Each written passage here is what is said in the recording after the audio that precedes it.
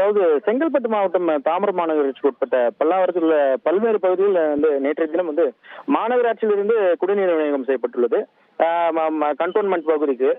இந்த நிலையில் பிள்ளையார் கோயில் தெரு, மாரியம்மன் கோயில் தெரு, நாகரத்னம் தெருவில் உள்ள அந்த குடிநீரை குடித்தவர்கள் 20க்கும் மேற்பட்டவர் வாந்தி மயக்கம் ஏற்பட்டு அருகே உள்ள குரோம்பேட்டை அரசு மருத்துவமனை மற்றும் ராஜீவ்காந்தி அரசு மருத்துவமனை, பல்லாவரத்தில் உள்ள தனியார் மருத்துவமனைகள் போன்ற பல மருத்துவமனைகளுக்கு சிகிச்சைக்காக அனுமதிக்கப்பட்டனர். இந்நிலையில் இன்று காலை சிகிச்சை முடிந்து வீட்டுக்கு சென்று மறுபடியும் உடல்நிலை முடியாமல் போனவர்கள் இருவர், திருவேதி மற்றும் மோகனரங்கன் ஆகிய இருவர் ஹாஸ்பிட்டலுக்கு கொண்டு வரும் வழியிலாகவே அவர்கள் இறந்து விட்டதாக மருத்துவர்கள் தரப்பில் கூறப்பட்டது.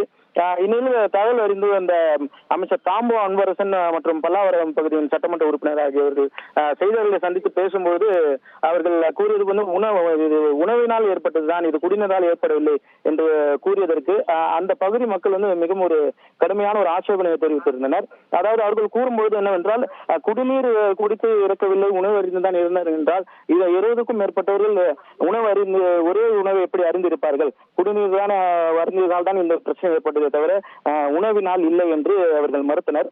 அது மட்டும் இல்லாமல் மோகனரங்கனின் உடலானது இன்று அவர் பிரேத பரிசோதனை முடிந்து அவருடைய வீட்டுக்கு கொண்டு வரப்பட்டது. இந்நிலையில் அந்த உடலை பார்த்து அவருடைய குடும்பத்தினர் மற்றும் உறவினர்கள் கதறி எழும் காட்சியானது மிகுந்த ஒரு மனதை உருக செய்தது.